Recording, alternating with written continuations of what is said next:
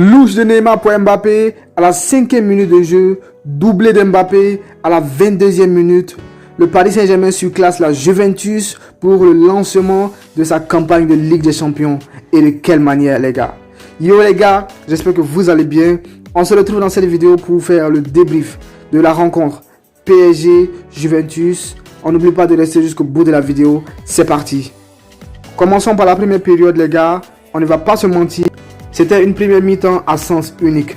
Le Paris Saint-Germain a marché sur une faible équipe de Juventus qui ne comprenait pas ce que Neymar et Mbappé avaient décidé de les infliger dans ce match. L'équipe du PSG était en domination totale. Le duo Verratti-Vitinha, la défense à 3, le trio Messi, Neymar, Mbappé, toute l'équipe a sorti le grand jeu. Une domination sans partage avec 62% de possession pour le Paris Saint-Germain, contre 38% de possession seulement pour la Juventus, qui a passé le plus clair de son temps à défendre. La seule situation a été la tête de Milik qui aurait pu faire mouche, fort heureusement repoussée par Donnarumma. La Juventus a défendu dans un système inédit qui a été mis en place par Massimiliano Allegri, le coach de la vieille dame, pour se calquer sur le système parisien.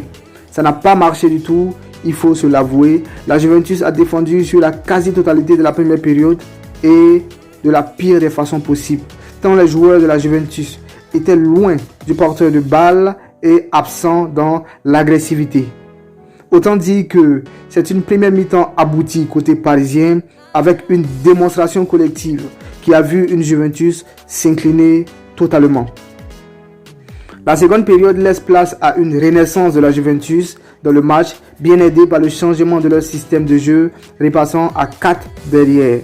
Les changements opérés sans oublier le fameux troisième but qu'aurait dû inscrire le Paris Saint-Germain avec l'occasion de Kylian Mbappé à la 51e minute qui ne fait ni la passe à Neymar ni ne marque le troisième but pour le Paris Saint-Germain.